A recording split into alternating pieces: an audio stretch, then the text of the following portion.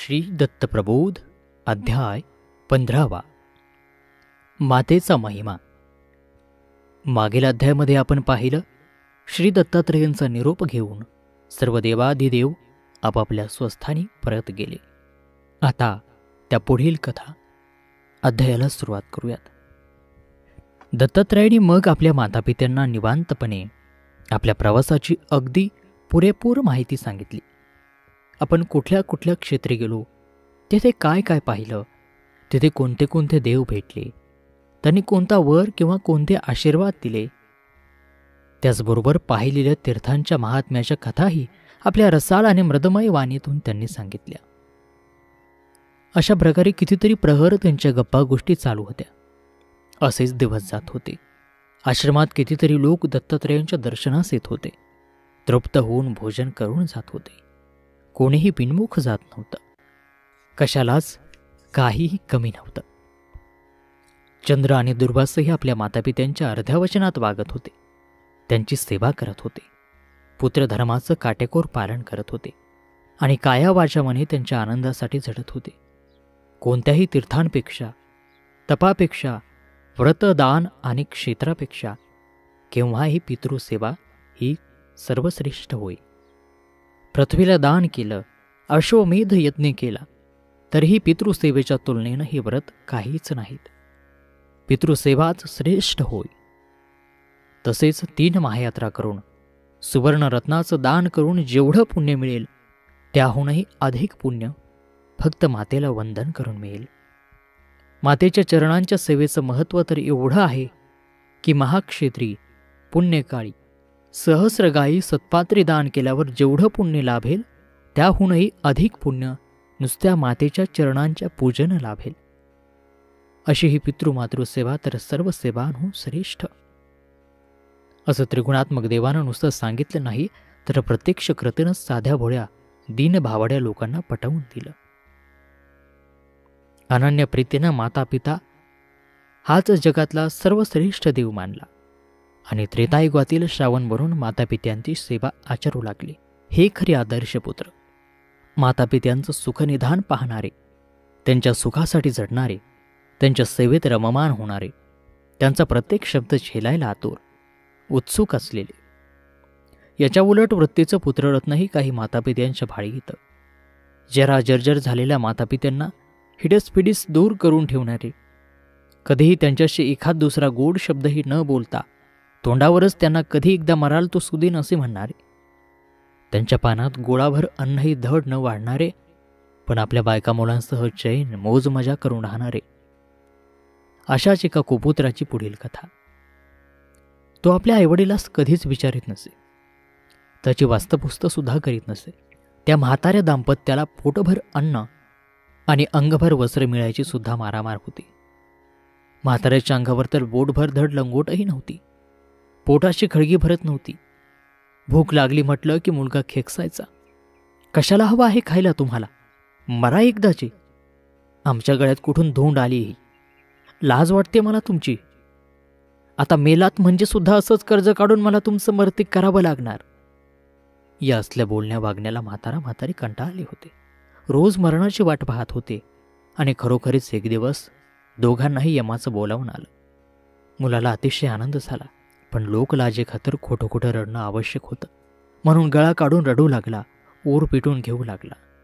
ब्राह्मण आले. त्यांनी 4 गोष्टी सांगून त्याचं सांत्वन केलं आणि क्रियाकर्म करायला सांगितलं. तरीही तो काहीच करायला उठेना. म्हणाला, माझ्यापाशी तर फुटकी कवडी नाही, क्रियाकर्म करू कसं? लोकांनाच लाज वाटली. त्यांनी पैसे जमवले आणि ब्राह्मणीचे क्रियाकर्म श्राद्ध उरकलं. खूप दिवस गेले. तसे उसने दिलेले पैसे मागण्यासाठी लोक त्या मुलाच्या घरी जाऊ लागले. तेव्हा रोज निरनिराळ्या स्वभावी सांगून तो टोलवू लागला आणि एक दिवस चिडून म्हणाला, कोण बाप? त्याची जरूर माती झाली. मी कुणाला जाणत नाही. त्याच्या मर्तिकाचे पैसे त्याच्याकडूनच वसूल करून घ्या. माझा आणि त्या पैशाचा काहीही संबंध नाही. असले या दुराचारी पापी माणसाला नरकाशिवाय कुठली गती असणार? अशा या पितृद्रोही, मातृद्रोही, गुरुद्रोही, साधुद्रोही माणसाच्या सावलीलाही उभे राहू नये. पितृचरणी मन न ठेवता अणवाणी पायानं त्यांनी कितीही तीर्थयात्रा केलेली असल्या उदंड दानधर्म केलेले असले तरीही ते सर्व फोल आहेत, निष्फळ आहेत. जो आपल्या जन्मदात्या मातापित्यांना समजून घेऊ शकत नाही, त्यांचा छळ मांडतो, त्याच्यासाठी नरक तयारच असतो. प्रत्यक्ष गुरुदैवताचा अपमान करतो, त्यास यश कधीच प्राप्त होत नाही. दुर्दैव, दारिद्र्य त्याचा पाठलाग करतं. संताप, अपमान आणि मानहानी त्याच्या घरी वास करते. कुठल्याही कार्यात त्याला यश लाभत नाही. पण पितृभक्त त्यांच्या चरणसेवेच्या ओढीनं, शुद्ध अंतकरणानं दिवसरात्र त्यांच्याच कार्यात मग्न राहतो तो खरा सुपुत्र. आणि अशा खऱ्या सुपुत्राच्या ठाई रिद्धिसिद्धी पाणी भरतात. सर्व जग त्याला मान देते, वंदन करते. यश, कीर्ती, मान, सन्मान कशाला काही उणं म्हणून राहत नाही. असे ते तिघे आपल्या मातापित्यांच्या सेवेत पूर्णपणे मग्न झाले होते. त्यांच्या सर्व आज्ञा शिरसावंद्य मानून संतोषवत होते. असाच बराच काळ चालत होता. शेवटी न राहावून मातापित्यांनी तोंड भरून तिघांच्याही सेवाभावाची स्तुती केली आणि आशीर्वाद दिला. तुम्ही इच्छित असाल ते पूर्ण हो आणि तुम्हाला सफल परिपूर्ण आयुष्य लाभो. तुमच्या मनातील कामना, वासना ह्या सुफलित होत. जोपर्यंत ही धरित्री आहे, ग्रह, नक्षत्र, तारा आहेत, तोवर तुम्ही सुखानं नांदा, असा आमचा तुम्हा सर्वांना आशीर्वाद आहे.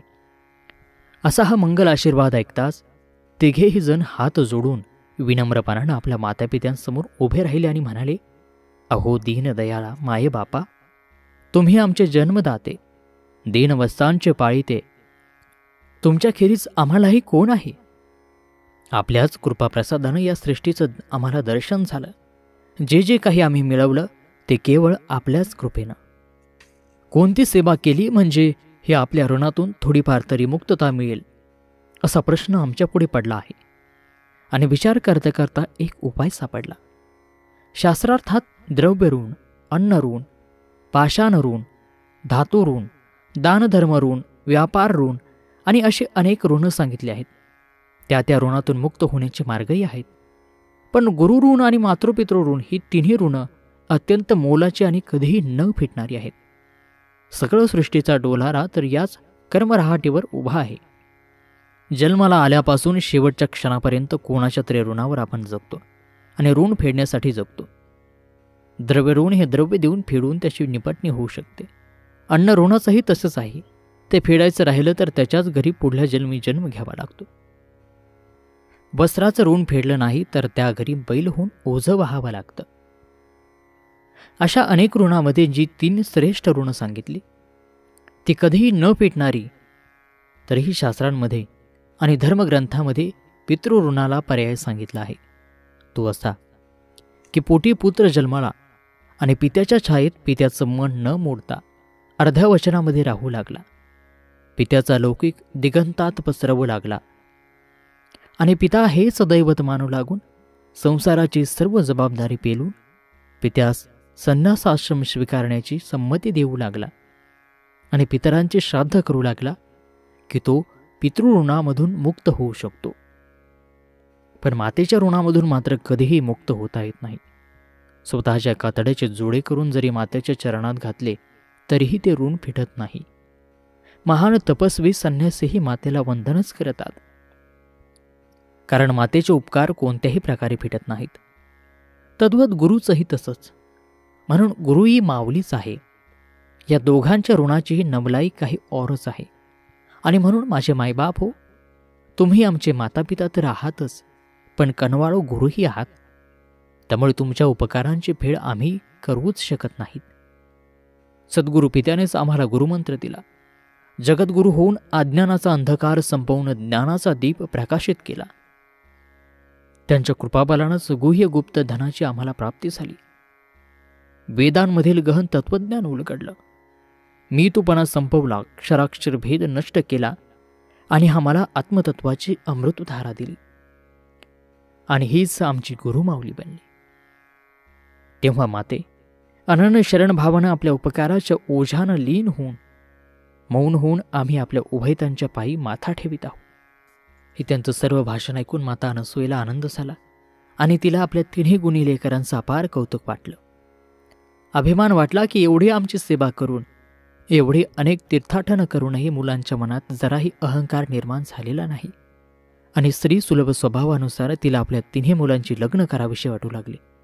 म्हणून ती म्हणाली, एवढं तीर्थाटन करून, कडक 16 ब्रह्मचार्य आश्रम पाळून, व्रतवैकल्य करीत घरी आलात. ब्रह्मचार्याश्रमाचं पालन झाल्यानंतर पाठोपाठ गृहस्थाश्रम धर्माचं पालन करण्याची जबाबदारी अंगावर येते.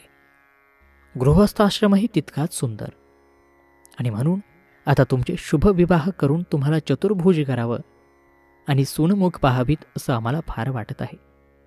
साऱ्या आश्रमांचं सुंदर सार म्हणजे तर गृहस्थाश्रम.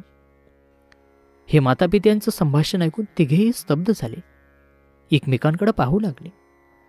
श्री दत्त तर अविनाशी निर्विकार, दुर्वास तपोधन योगेश्वर, चंद्र तेजस्वी पवित्र, अशा या वृत्तीचे ते तिघे एकमेकांमध्ये विचार करू लागले. आणि याचबरोबर श्री दत्त प्रभूत ग्रंथातील नारद पुराण संमत 15वा अध्याय या ठिकाणी समाप्त होणार आहे. माता अनसूयेनं तिघांपुढेही लग्नाचा प्रस्ताव ठेवला. पण त्यांच्या या प्रस्तावाला हे तिघे काय उत्तर देतात? गृहस्थ आश्रम श्रेष्ठ की ब्रह्मचारी आश्रम? विवाह करावा, विवाह श्रेष्ठ की अविवाहित राहणं श्रेष्ठ? याचाच बोध घडवणारा पुढील 16वा अध्याय आहे. तेव्हा असा हा 16वा अध्याय पाहायला विसरू नका आपल्याच मिडपॉड मराठीवरती. तोपर्यंत नमस्कार, धन्यवाद. श्री गुरुदेव दत्त.